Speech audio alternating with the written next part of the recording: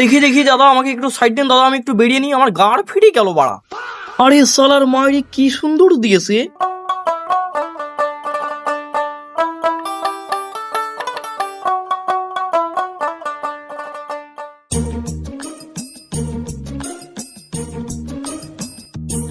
বলছি দাদা, একটা কথা বলতে পারি আপনার সাথে?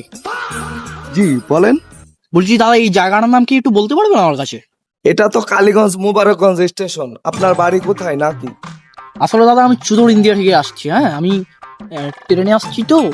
ওই আপনি কি আমাকে কিছু প্রশ্নের উত্তর দিতে পারবেন? জি বলেন, আপনি কি শুনবেন? বলছি দাদা, আপনাদের দেশে এই কোন এলাকায় সুন্দরী মেয়ে, সাদা ফসফসে মেয়ে পাওয়া যাবে?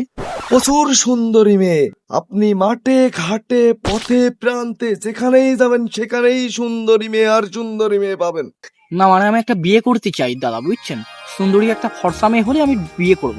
ইন্ডিয়ায় এত মেয়ে থাকতে আপনি বাংলাদেশে এসেছেন? আসলে মূলত দাদা, আমি ওই বিয়ে করে করে দেশের সম্পর্ক ঠিক করি। হ্যাঁ, আমি ওই আজকে এখানে বিয়ে করি, আজকে আপনাদের বাংলাদেশে বিয়ে করে 9:30টায় আমার ফ্লাইট আছে, আমি কালকে আমেরিকা গিয়ে আমেরিকায় একটা বিয়ে করব। কি আজব লোক রে মাইরি! এইরকম লোক তো আমি জীবনে আগে চোখে দেখিনি। বিয়ে করে নাকি দেশের সম্পর্ক বাড়াবে? কি দাদা বলেন, শুধু চুপ করে থাকবেন নাকি? আমাকে বলেন, আমার সময় নেই। 9:30টায় ফ্লাইট, কালকে আবার আমেরিকায় গিয়ে বিয়ে করতে হবে আমাকে।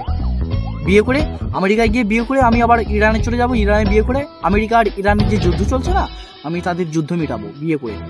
আচ্ছা দাদা বাবু, আপনার কোনো টেনশন নেই। আমরা বাঙালি, আমরা খুব অতিথি আপ্যায়ন। আপনি অতিথি হিসেবে আমাদের দেশে এসেছেন, এ দেশের সাথে ভালো একটা সুসম্পর্ক আপনার আমরা করিয়ে দেব। আপনার জন্য মেয়ে নিয়ে টেনশন নেই। আমার প্রচুর ঘটক আছে, আমি এখনই আপনার মেয়ে মনে করেন যে দিয়ে দিচ্ছি। আপনি টেনশন নেন না, চলেন আমার সাথে। বলছি কি, আপনারা কেউ সিরিয়াস নিন না। হ্যাঁ, আমরা মূলত ওই বাংলাদেশ আর ইন্ডিয়া, মানে আমি বাংলাদেশে বিয়ে করে বাংলা আর ইন্ডিয়ার যে মনোদ্বন্দ্ব চলছে আমি ওইটা মেটানোর চেষ্টা করছি। হ্যাঁ, আপনারা শুধু সাপোর্ট করেন, ঠিক আছে? ঠিক আছে না দাদা? ঠিক আছে, চলো। ইলিশ মাছ দিয়ে খাবেন তো? ইয়েস।